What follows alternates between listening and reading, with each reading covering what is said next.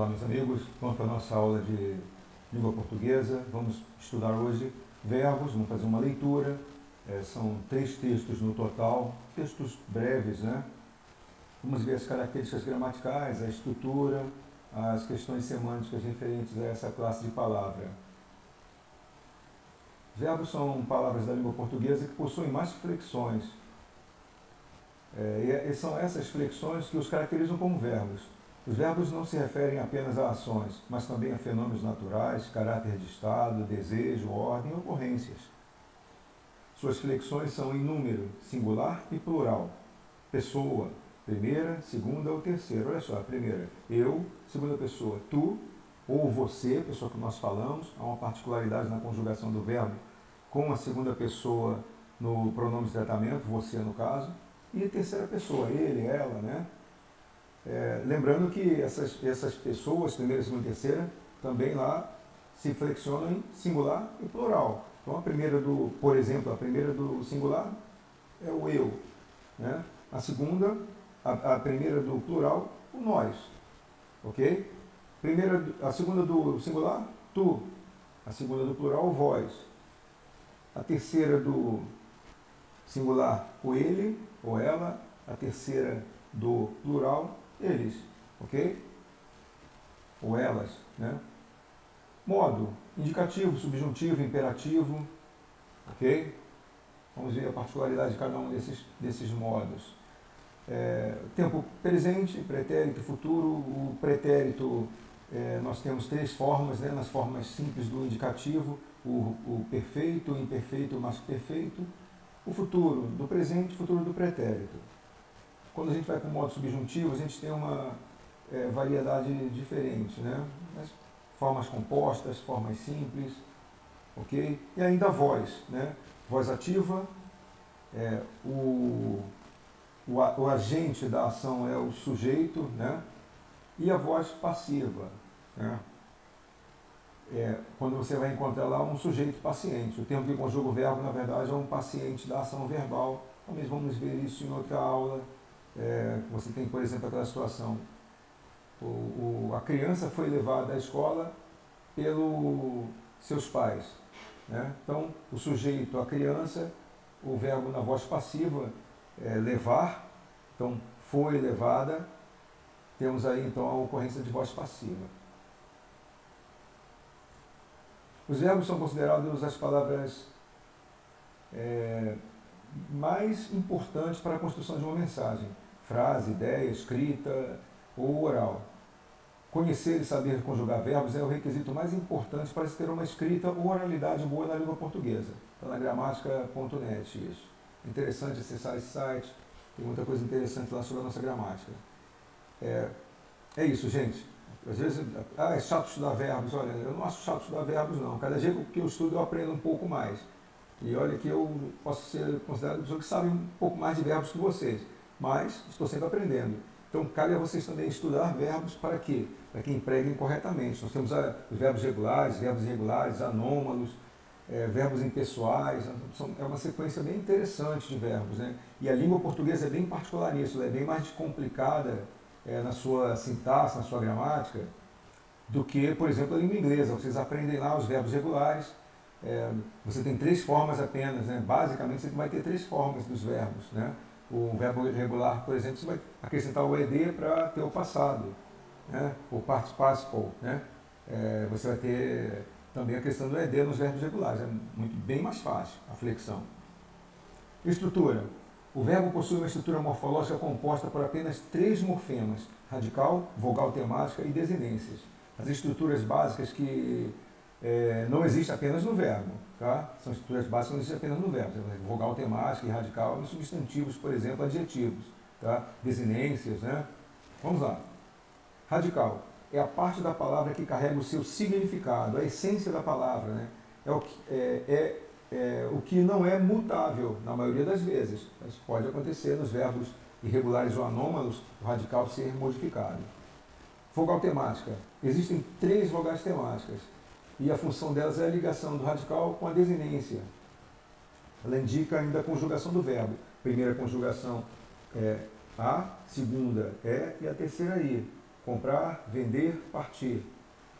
O radical e a vogal temática juntos formam o tema, ok? Desinências, morfemas adicionados ao tema, né? Para caracterizar as flexões do verbo. Existem as desinências verbais modo-temporais e as números pessoais. Okay? Vou dar um exemplo do modo temporal rápido. Eu comprava. Olha só, comprava. Você vai encontrar em várias formas verbais. Né? Comprava, amava, carregava. Olha só, o var, né? Por exemplo, uma desinência do pretérito imperfeito, do modo indicativo. Você vai ter a número pessoal mos para indicar a primeira pessoa do plural. Fizemos, olha só, tempo passado, faremos, primeira pessoa, tempo futuro do presente, ok? Na palavra brigávamos, podemos identificar a seguinte divisão. Briga é o tema, radical brigue, que significa luta, né, em sua origem lá no italiano. Aí você vai ter a palavra brigadeiro, por exemplo, brigada, né, tem a ver com exército, né, no caso. A vogal temática A, que indica a primeira conjugação. Vá, desinência modo temporal, usado no pretérito imperfeito do indicativo. Ó, falamos anteriormente, comprava. Rumores, desinência verbal, número pessoal, usado na primeira pessoa do plural. Compramos, por exemplo, vendemos. Né? Vamos lá para o nosso texto. Né? O material está no livro de vocês. Verbo, características gramaticais e semânticas. Você já viu que os verbos, além das flexões de tempo e pessoa, também se flexionam para expressar diferentes atitudes do falante em relação àquilo que fala, contribuindo para o sentido do texto? Para isso, o locutor utiliza os diferentes modos verbais. Vamos ampliar seus conhecimentos? Leia o poema. Pretensão. Eu quero um grande amor. Tá bem, pode ser pequeno, ok, mas que seja de verdade. De mentira também serve, mas que dure bastante. Aceita um rapidinho. Entre o nada e qualquer coisa, meu coração dança miudinho. Ulisses Tavares, Pretensão, Caindo na Real, São Paulo, Moderna, 2004, página 38. As questões que vocês devem responder nessa aula são questões discursivas, tá? Então, vocês vão colocar no caderno, vão fotografar e vão enviar as respostas. Não se esqueçam de colocar o nome, tá? Nome da turma e data. Pode colocar só a resposta. Do item 1, letra A, resposta. Olha só, o eu poético está à procura de quê? Como deve ser o que ele procura? Vai ter que criar o texto e buscar saber o que é isso. Letra B. Nesse poema são utilizadas formas verbais por meio das quais o eu poético quer indicar ao leitor que fala de coisas que para ele são certas. Releia o poema e identifique quais das formas verbais utilizadas indicam certeza. Vou dar uma dica, hein? É o modo indicativo. O modo indicativo indica certeza de, por exemplo, uma ação. Eu compro, eu comprava, eu vendi, eu fui, eu voltei. Indicam ações reais, né? Letra C. Duas das formas verbais utilizadas no poema aparecem em versos que indicam coisas que podem ou não acontecer. Quais são elas? Aqui está falando do modo subjuntivo, tá? Expressa um desejo, por exemplo, uma vontade, ok? Eu gostaria que você fosse, olha só, eu gostaria que você fosse à escola, eu gostaria que você fosse à praia, olha só, gostar é uma ação do modo indicativo, gostaria. Agora, o fosse, o verbo ir aqui, ele não está no modo indicativo, ele está no modo subjuntivo. Ele traz uma ideia um pouco diferente da realidade, ele sugere, né? Letra D. Você considera que, ao utilizar essas duas formas verbais, o poeta quis expressar dúvida, uma condição ou um desejo de que algo realmente aconteça? Ok? Então você vai responder as 4 questões. Manda para mim apenas a resposta, letra A, B, C, D, ok? Nosso segundo texto, né? São 2 na verdade. Leia estas chamadas para as matérias da revista Galileu. Conheça o aposentado que já fez mais de 2.000 telescópios. Desde 1954, o quase anônimo inventor se dedica à construção de equipamentos astronômicos. Galileu, reportagens, o endereço eletrônico. Né? O segundo, entenda a briga entre os 2 maiores caçadores de aurora boreal brasileiros. O Brasil tem dois grandes caçadores de aurora boreal.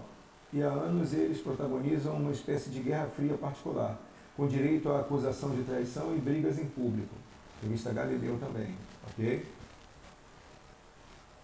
Nessas chamadas aparecem duas formas verbais que não exprimem nem certeza nem possibilidade, e sim uma orientação ou pedido que se fez ao leitor. Quais são elas? Né? E que relação há entre o emprego dessas formas verbais e a função das chamadas em uma publicação?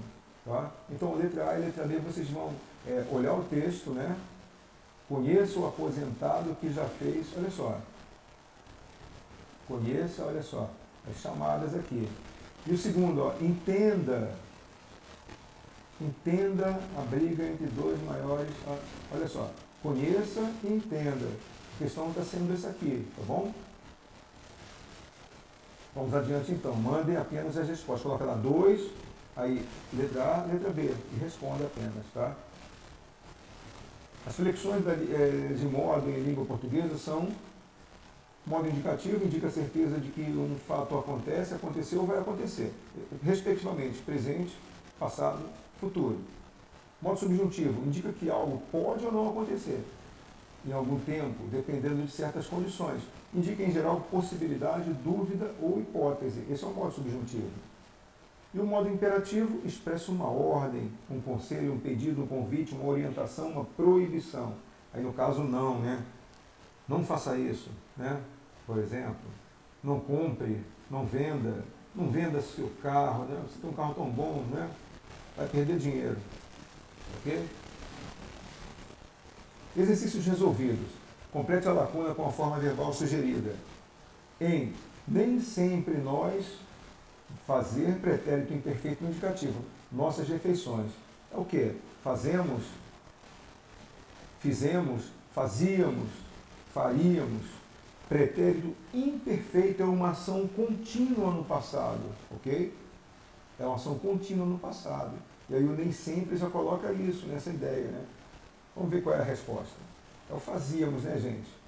Então fazíamos, nem sempre nós fazíamos. Eu fazia minhas refeições, ó. Ação contínua no passado. Ok? Eu não fazia minhas refeições. Agora faço. Ok? Complete a lacuna ainda, questão 2. Em não comprar, modo imperativo negativo, aquela proibição, não compra aquela camisa pois você não tem dinheiro, não compras aquela camisa pois você não tem dinheiro, não compres aquela camisa pois você não tem dinheiro, ou não compre aquela camisa pois você não tem dinheiro. Qual seria? Resposta correta? Bem rápido, gente, ó. Ou compre, né? Não compre aquela camisa pois você não tem dinheiro. Seria diferente se o pronome utilizado ali fosse o tu, ok? Assinale a alternativa que apresenta verbo destacado no modo subjuntivo.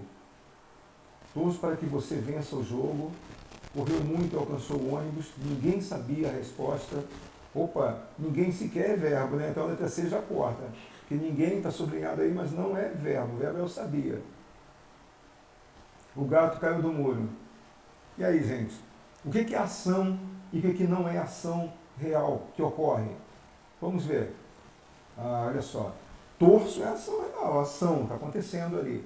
Para que você vença um desejo, ó, vença o jogo. Aqui eu tenho um modo subjuntivo. Ok? Bom, atividade para vocês é isso aí. 1, 2, 3, né, as letras. Envie apenas as respostas, uma folha identificada com o nome, a turma e a data de hoje, tá?